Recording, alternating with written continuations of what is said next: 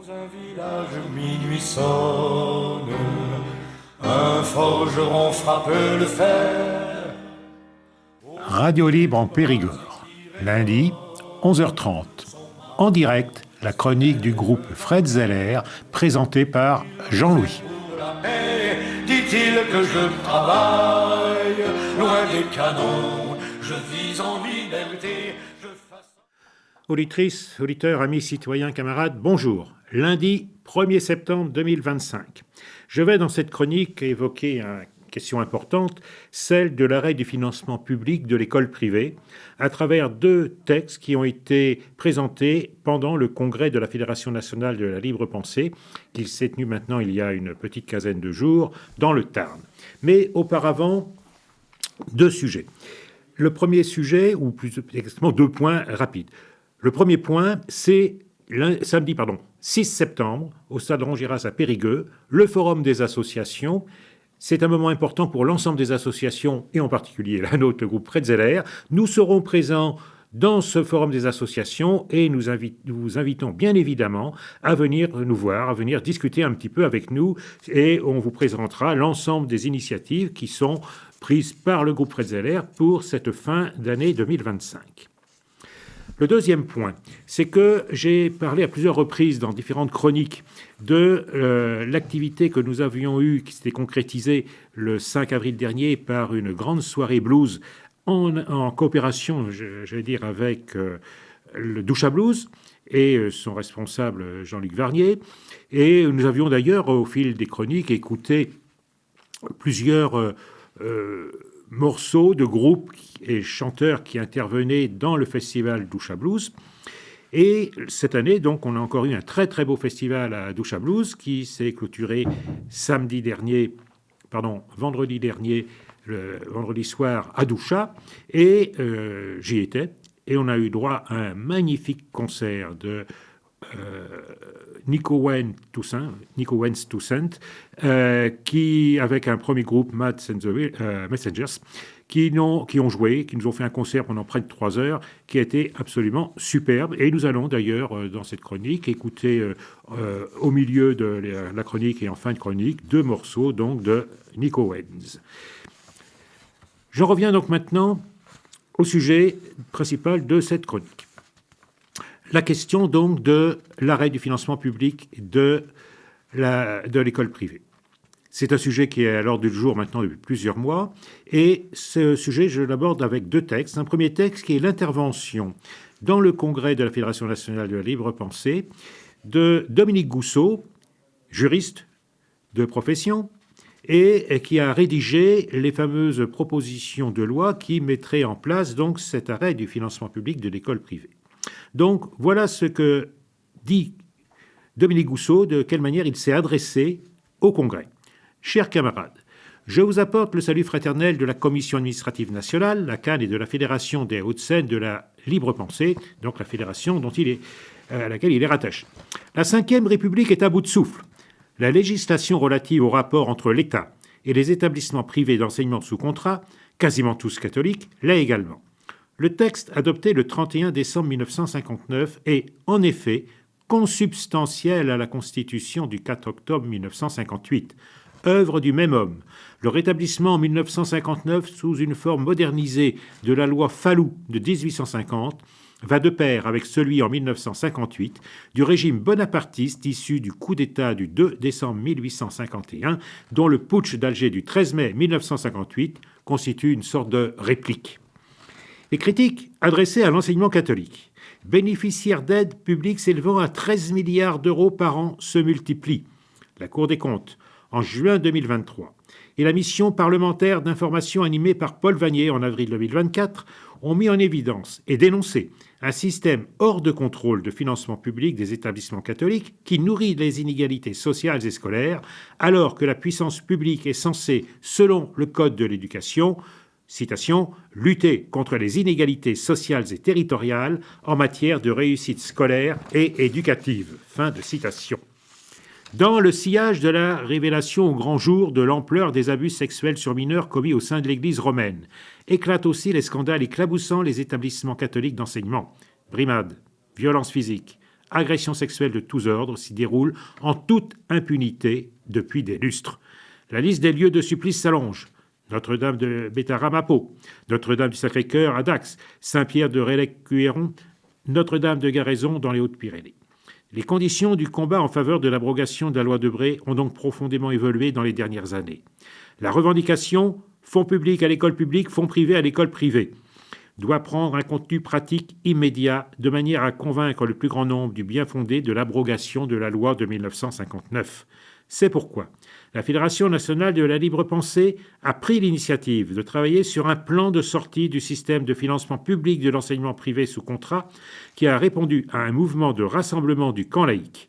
La FNLP tient toute sa place dans le collectif pour l'école publique laïque, sur lequel elle ne doit pas se bercer pour autant d'illusions.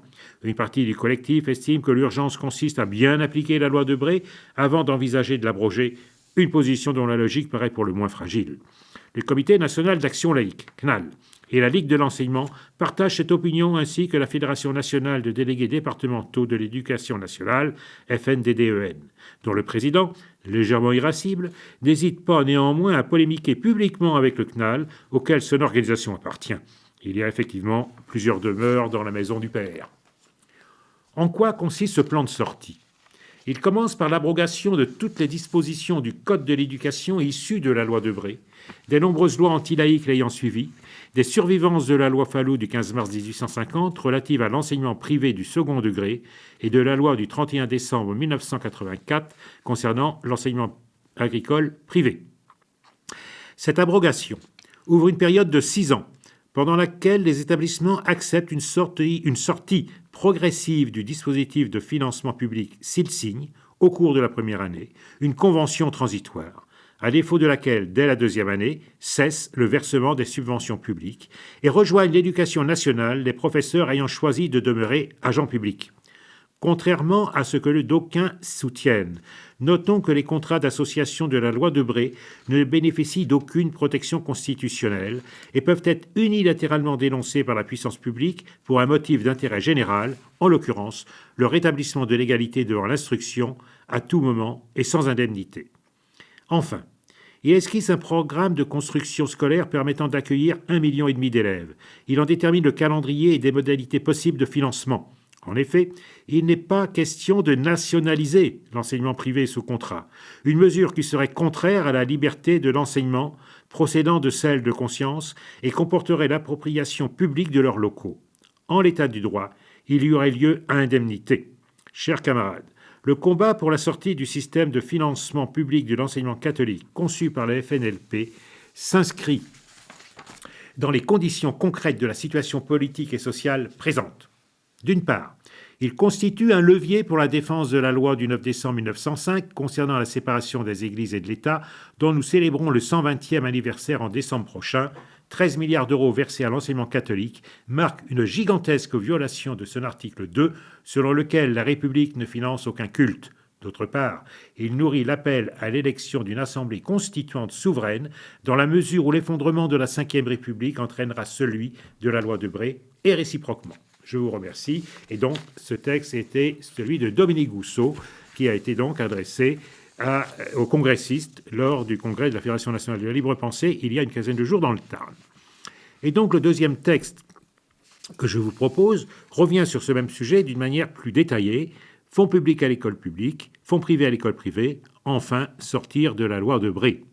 Et ça commence par une citation de Condorcet. « L'instruction publique est un devoir de la société à l'égard des citoyens. L'inégalité d'instruction est une des principales sources de la tyrannie. » Condorcet dans Mémoire sur l'instruction publique. Donc voilà ce qui est dit, et c'est une résolution qui a été adoptée par le Congrès de la libre pensée. Considérant ce qui suit, en France comme dans bien d'autres pays, les régimes autoritaires favorisent l'école catholique. Née du coup d'État du 13 mai 1958 à Alger, la Ve République instaure un système politique de type monarchique et plébiscitaire. Celui-ci repose sur la reconnaissance de très larges pouvoirs, y compris de nature dictatoriale en cas de crise, au président de la République, élu au suffrage universel direct depuis la réforme de 1962. Il abaisse le Parlement, dont l'activité législative et de contrôle de l'exécutif est gravement entravée par les puissants instruments juridiques protégeant le gouvernement. Enfin, La justice n'est pas un pouvoir, mais une simple autorité. De même que la loi Fallou du 15 mars 1850 annonce le Second Empire issu du coup d'État du 2 décembre 1851, la loi Debré du 31 décembre 1959 sur les rapports entre l'État et les établissements d'enseignement privé entre en vigueur un an après la constitution bonapartiste du 4 octobre 1958. Étroitement imbriquées. L'une et l'autre sont l'œuvre du même homme, Michel Debré, avec l'appui de la SFIO, le Parti socialiste de l'époque, section française de l'Internationale ouvrière, et notamment, pour la première, du socialiste André Bouloche, ministre de l'Éducation nationale, du 8 janvier au 23 décembre 1959. La loi du 31 décembre 1959 permet à l'Église romaine de sauver ses établissements scolaires en perdition à la fin des années 1950. L'enseignement catholique en compte actuellement 7500, qui, liés par un contrat avec l'État, accueillent 2 millions d'élèves. Il perçoit chaque année des collectivités publiques une somme considérable, estimée aujourd'hui à 13 milliards d'euros. En 2024, la part de la contribution prélevée en sa faveur sur le budget de l'État représentait 10,2% du montant des crédits de paiement réservés à l'enseignement scolaire. La même année, celle imposée aux collectivités territoriales atteignait 4,7% de leurs dépenses consolidées. Il conserve pourtant son caractère propre, c'est un terme qui est utilisé donc dans la loi, et échappe à certaines obligations majeures de l'école publique, notamment en matière d'accueil des élèves, de sorte que les inégalités scolaires et sociales s'aggravent au lieu de s'atténuer. Les paroles de Victor Hugo, prononcées le 15 janvier 1850 contre les partisans du projet de loi Fallou, s'adressent par-dessus les décennies à ceux de la loi Debré. Citation, « Je m'adresse donc au parti clérical et je lui dis, cette loi est votre loi. Tenez, franchement, je me défie de vous. Instruire, c'est construire. Je me défie de ce que vous construisez. » La crise des institutions de la Ve République, qui connaît un sérieux approfondissement depuis 2022, entraîne une mise en cause sans précédent du financement public de l'enseignement privé. Dans ces conditions, à l'ordre du jour depuis 1960, la question de l'abrogation des dispositions issues de la loi du 31 décembre 1959 se pose en termes nouveaux. Il appartient à la libre pensée d'y répondre au regard du principe de liberté de conscience, duquel découle celui de la liberté de l'enseignement. Comme nous sommes au milieu à peu près de cette chronique, je vous propose donc d'écouter le premier choix musical de Nico Wens Toussaint, « Give Me Back the Key ».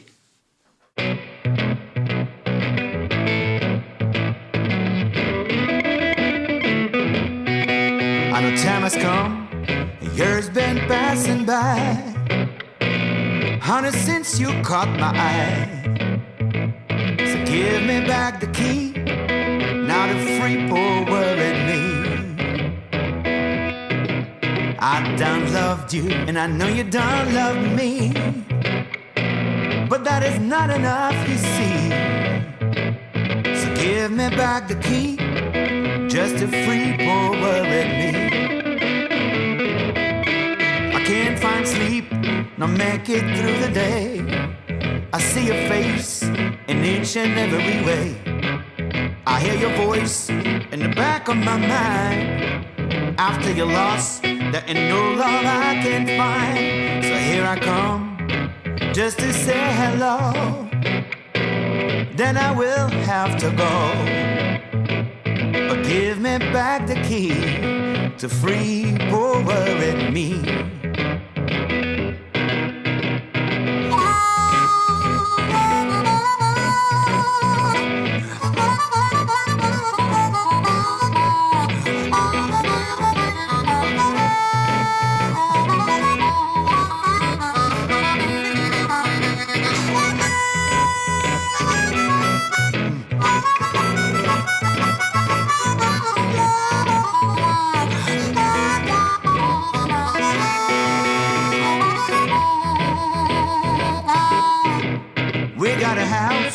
We called it our home.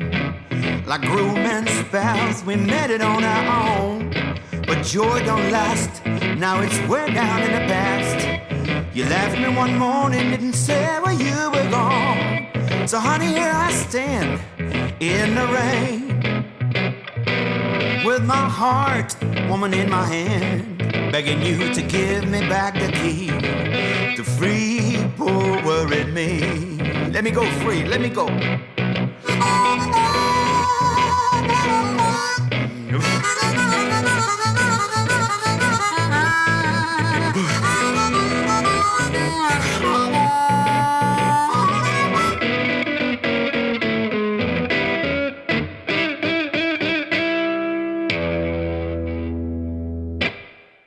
Voilà, nous venons donc d'écouter un premier choix musical, Nico Owens, qui jouait donc vendredi dernier à Doucha. Là, nous avons écouté un enregistrement avec une formation en quartet, puisque nous n'avons pas pour l'instant à disposition les enregistrements de ce qu'il a fait vendredi à Doucha.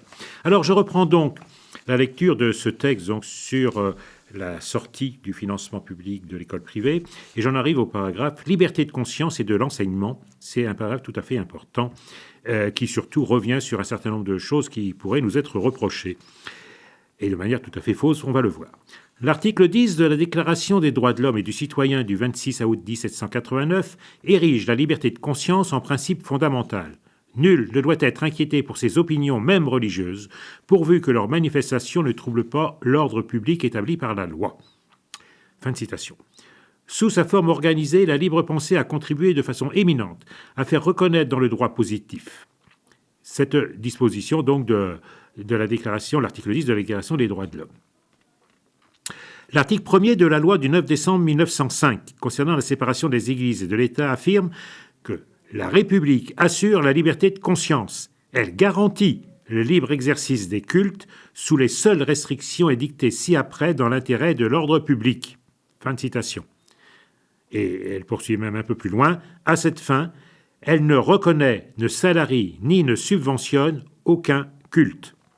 La liberté de conscience a pour corollaire celle de l'enseignement.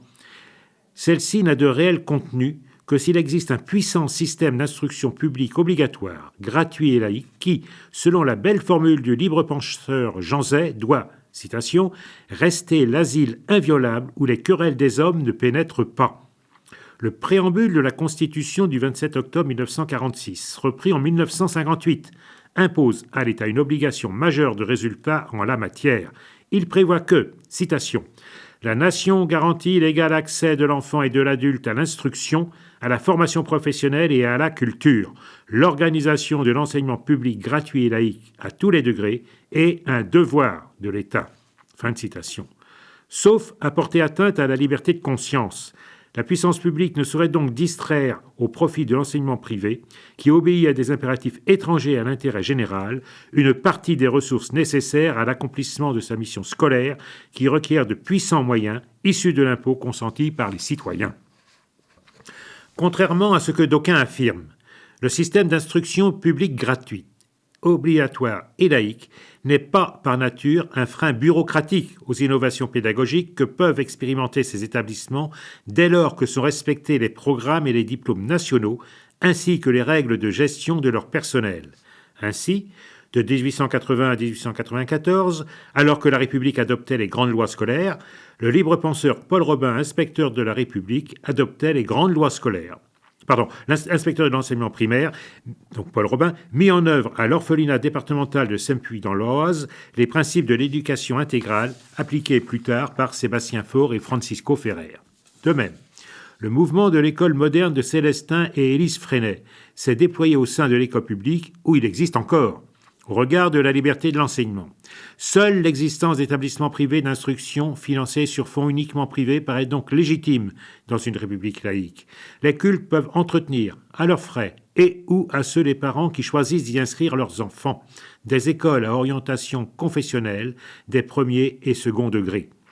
D'autres initiatives privées peuvent, dans les mêmes conditions, poursuivre des expériences pédagogiques singulières. Dans tous les cas, parce que la nation protège la jeunesse, l'État doit seulement vérifier que ses élèves reçoivent dans ces établissements privés une instruction minimum et ne font l'objet d'aucun sévice. Crise de la Ve République et contestation du financement public de l'enseignement privé sous contrat. Depuis 1959, soutenue par des forces politiques consubstantielles ou ralliées au bonapartisme, la Ve République a traversé et surmonté de nombreuses crises politiques et sociales. Journée des barricades à Alger en 1960, putsch des généraux de 1961, suivi d'une mise en œuvre de l'article 16 du 23 avril au 29 septembre, grève des mineurs de 1963, grève générale de mai et juin 1968, départ du général de Gaulle à la suite du rejet des réformes de la régionalisation et du Sénat le 27 avril 1969, alternance de 1981, cohabitation de 1986 à 1988, de 1993 à 1995 et de 1997 à 2002, crise sociale de novembre et décembre 1995. Afin de s'adapter, les deux principaux soutiens de la Ve République ont opéré une mue importante de manière à protéger les institutions. En 1974, après avoir liquidé la SFIO 3 ans plus tôt, le Parti socialiste a ouvert grandes ses portes aux chrétiens. En 2002 est intervenue l'unification dans une seule formation des décombres du gaullisme et des chapelles démocrates chrétiennes. Cette capacité de résilience, puisée dans des institutions à la fois souples et fondamentalement autoritaires, mais affaiblie en réalité par l'introduction du quinquennat, a disparu et ouvert une période de grande instabilité en 2017. Dans un contexte de montée de l'extrême droite, les piliers du régime, fragilisés par une défiance croissante des citoyens, se sont affaissés, ouvrant une large brèche dans laquelle s'est engouffré l'actuel président de la République, élu sans véritable assise. Le président socialiste sortant n'a pu se représenter à l'élection présidentielle. Le candidat de la droite, embourbé dans une affaire d'emploi fictif, n'a pu accéder au second tour du scrutin. En 2022, à la suite notamment du puissant mouvement des Gilets jaunes, la crise politique est devenue institutionnelle. Si le locataire du Palais de l'Élysée a été reconduit dans ses fonctions face à la candidate d'extrême droite, aucune majorité décisive ne s'est dégagée à l'Assemblée nationale. Les réformes des régimes de retraite, qui a soulevé de puissantes manifestations d'hostilité dans tout le pays, a été adoptée à la suite d'une motion de censure repoussée de 9 voix seulement. À la suite de l'échec cuisant des partisans du président de la République au scrutin européen de 2024, les élections législatives anticipées, convoquées à la suite d'une dissolution de l'Assemblée nationale, ont confirmé la tripartition des forces politiques. Le président de la République a aggravé la situation en refusant de nommer un Premier ministre issu de la coalition ayant obtenu la majorité relative, le nouveau Front populaire. Dans ces conditions, la contestation récente et officielle de l'application des dispositions du Code de l'éducation issu de la loi du 31 décembre 1959 s'inscrit implicitement, mais nécessairement, dans le processus de crise aggravée des institutions de la Ve République. En 2023, la Cour des comptes a rendu public un rapport mettant en évidence les conséquences gravement inéquitables du financement public de l'enseignement privé sous contrat et les défaillances du contrôle de l'utilisation des fonds alloués par l'État et les collectivités territoriales aux établissements catholiques. En 2024, la mission parlementaire d'information a dégagé des conclusions analogues. Outre l'absence de surveillance de son application, ce dispositif nourrit les inégalités sociales et scolaires mesurées par l'indice de position sociale, l'IPS. En 2021, 55,4% des élèves des établissements catholiques étaient issus de familles favorisées ou très favorisées, contre 32,3% seulement dans l'enseignement public. Au surplus, dans les faits, il repose non pas sur l'exécution des contrats eux-mêmes, mais sur une procédure dépourvue de base légale, impliquant les collectivités publiques et le secrétariat général et les directions diocésaines de l'enseignement catholique. De surcroît, les événements conjoncturels ont jeté une lumière crue sur les critiques venues de ces institutions. D'une part, en janvier 2024, à peine nommé et visiblement animé d'un sentiment d'hostilité envers l'école de la République, l'éphémère ministre de l'Éducation nationale, Mme Amélie Oudéa-Castéra, a publiquement fait l'éloge de l'enseignement privé en vantant les mérites de l'établissement catholique de prestige du 6e arrondissement de Paris, où elle a inscrit ses enfants, le collège-lycée Stanislas. D'autre part, à partir de février 2024, 200 anciens élèves de l'établissement scolaire du sanctuaire de Notre-Dame de Bétarame, dans les Pyrénées-Atlantiques, dans lequel ont étudié les enfants du Premier ministre et maire de Pau, François Bayrou, ancien ministre de l'Éducation nationale et ex-président du département, ont déposé plainte aux fins de poursuite des auteurs des violences physiques et sexuelles qu'ils y ont subies dans leur jeunesse. À la faveur de ce scandale, d'autres affaires du même type ont mis en évidence le caractère systémique des dérives de l'enseignement catholique. Bref, dans le contexte de crise institutionnelle que traverse la Ve République, la conjonction de la mise en évidence des mécanismes profondément inégalitaires du financement public de l'enseignement privé et le développement des pratiques pénalement répréhensibles ayant cours dans certains établissements catholiques modifie profondément les conditions de l'action conduite par la libre pensée en vue de l'abrogation des dispositions du Code de l'éducation issues de la loi de Bray. Les nouvelles modalités d'action de la libre pensée en vue de l'abrogation de la loi de Bray. En premier lieu, compte tenu des changements intervenus depuis 2022, Un collectif pour l'école publique auquel la Fédération nationale de la libre pensée participe activement a vu le jour.